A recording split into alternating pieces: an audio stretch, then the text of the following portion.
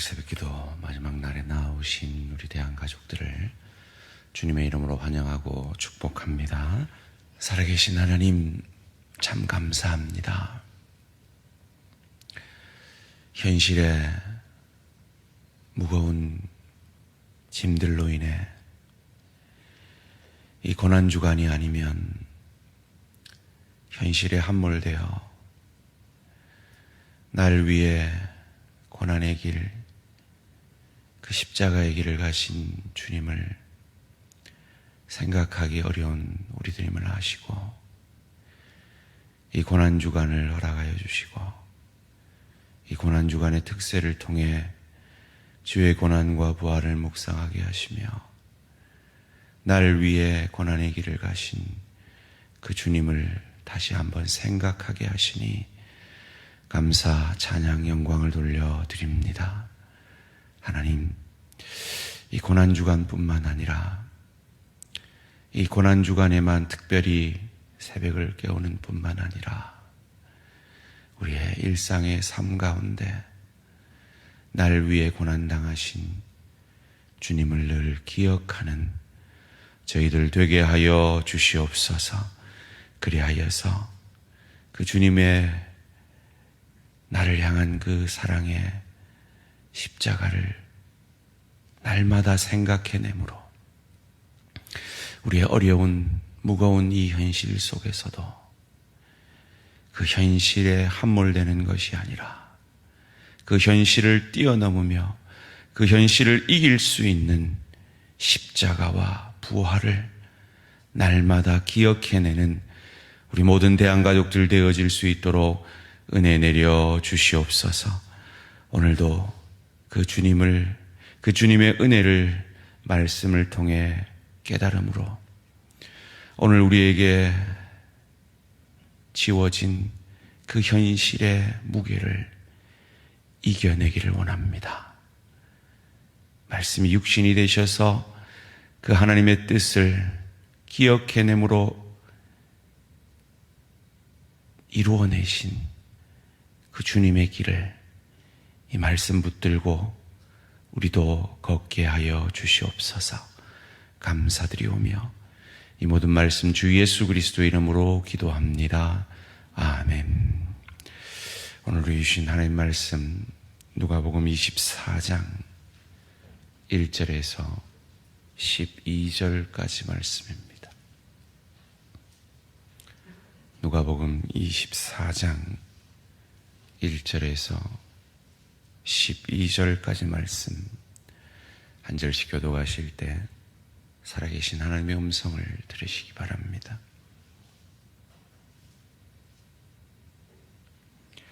안식 후 첫날 새벽에 이 여자들이 그 준비한 향품을 가지고 무덤에 가서 돌이 무덤에서 굴려 옮겨진 것을 보고 들어가니 주 예수의 시체가 보이지 아니하더라. 이로 인하여 근심할 때 문득 찬란한 옷을 입은 두 사람이 곁에 섰는지라. 여자들이 두려워 얼굴을 땅에 대니 두 사람이 이르되 어찌하여 살아있는 자를 죽은 자 가운데서 찾느냐. 여기 계시지 않고 살아나셨느니라. 갈릴리에 계실 때 너에게 어떻게 말씀하셨는지를 기억하라. 이르시기를 인자가 죄인의 손에 넘겨져 십자가에 못 박히고 제3일에 다시 살아나야 하리라 하셨느니라 한데 그들이 예수의 말씀을 기억하고 무덤에서 돌아가 이 모든 것을 11사도와 다른 모든 이에게 알리니 이 여자들은 막달라 마리아와 요한나와 야고보의 모친 마리아라. 또 그들과 함께한 다른 여자들도 이것을 사도들에게 알리니라. 사도들은 그들의 말이 흩어난 듯이 들려 믿지 아니하나 베드로는 일어나 무덤에 달려가서 구부려 들여다보니 세마포만 보이는지라.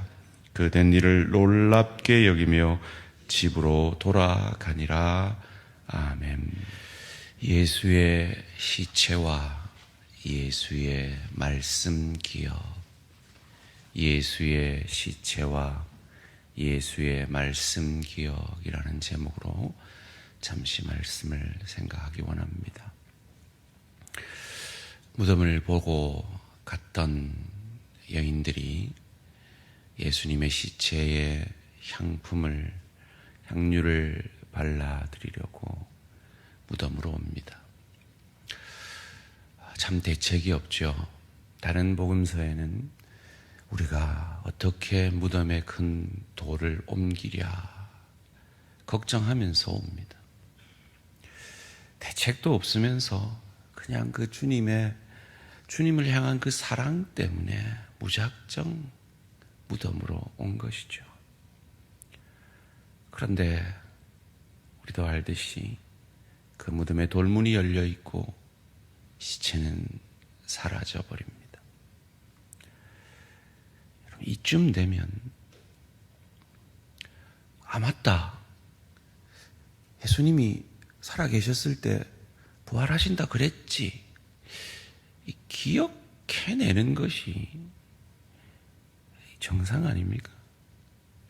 물론 저희는 어제 새벽기도 때 무슨 말씀을 들었는지 기억이 안 나는 저희들이지만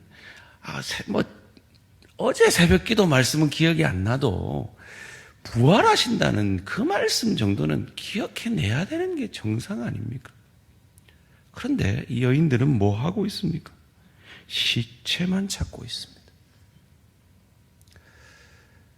그때 두 천사가 나타나서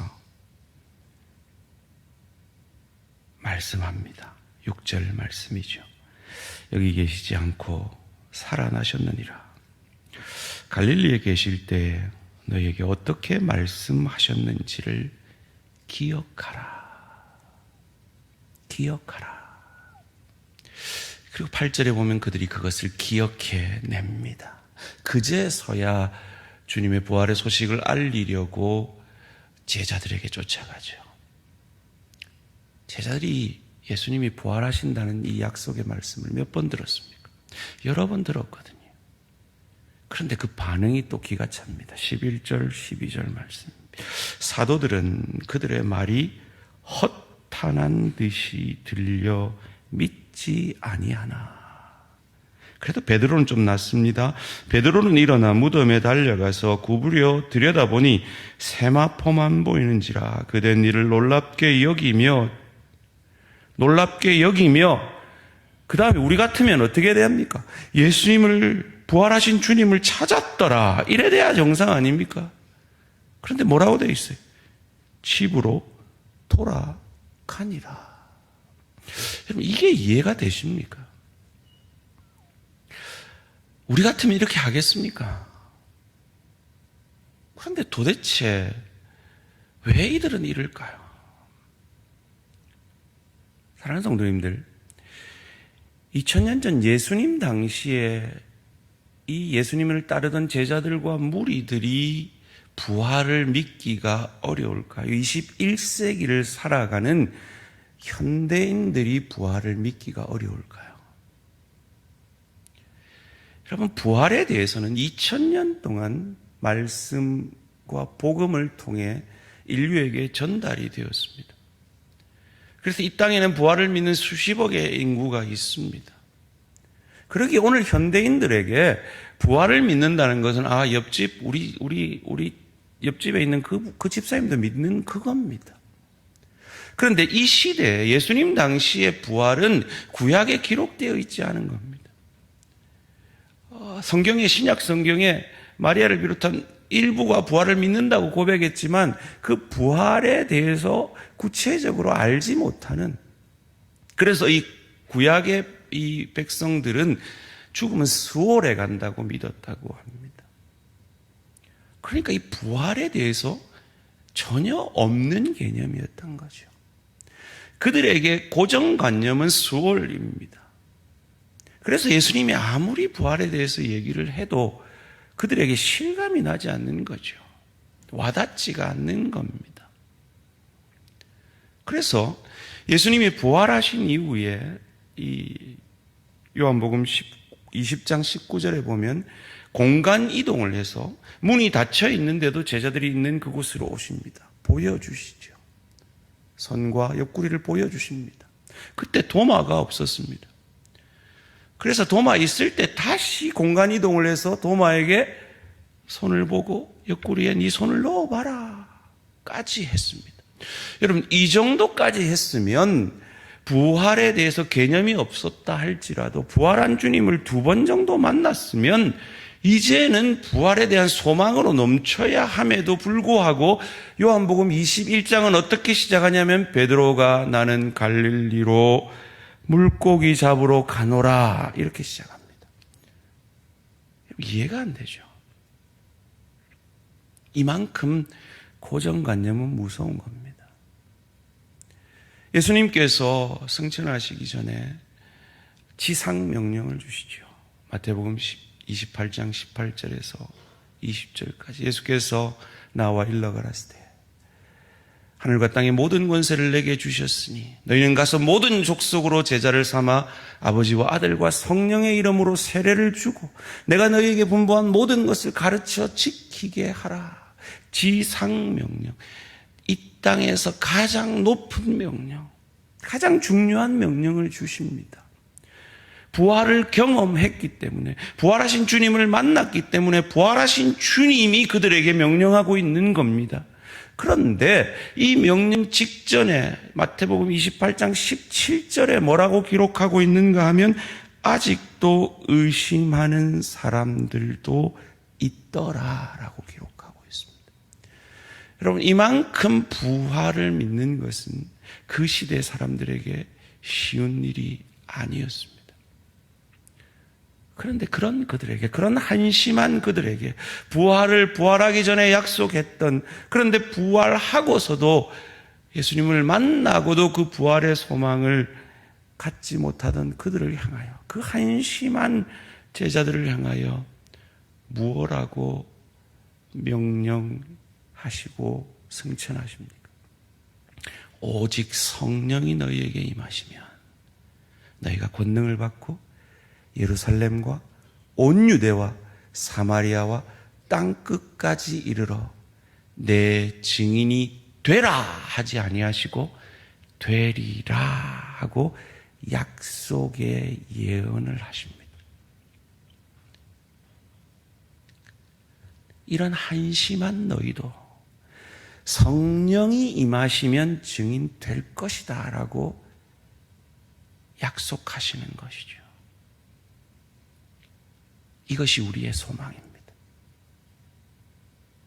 어제 은혜를 받고도 어제 하루 삶 가운데 넘어지고 쓰러지고 그 부활의 약속을 기억해내지 못하는 저와 여러분에게 이것이 소망인 것입니다.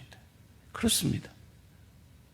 우리는 오늘 본문의 여인들과 다르지 않습니다.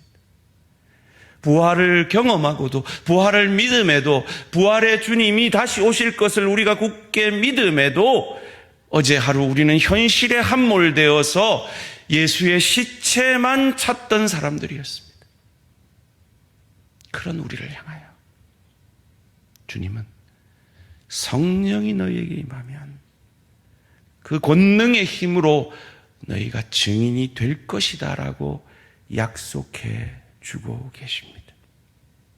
이것이 우리 대한공동체가 올 한 해 내 힘 아니라, 내 능력 아니라 성령의 능력으로 사역하는 교회가 되기를 원하여 기도하며 나아가는 이유인 것입니다. 사랑하는 성도님들, 여러분의 가정사역 가운데 실패하여 넘어져 그 현실에 함몰되어 계신 분들 계십니까? 여러분의 일터사역 가운데 교회니까 그렇지, 일터에서 제자로 산다는 건 이건 불가능한 거야.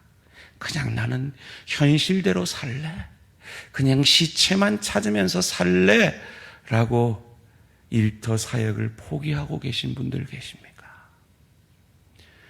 주의 교회를 섬기며 사역하다가 상처받고 그 상처 때문에 나는 이제 일 안 할래, 일해봐야 상처만 받고 관계만 안 좋아지고 나는 그냥 예배만 참석하고 내 할 일만 그냥 하다가 말래 라고 주의 교회 사역을 포기하고 있는 분들 계십니까?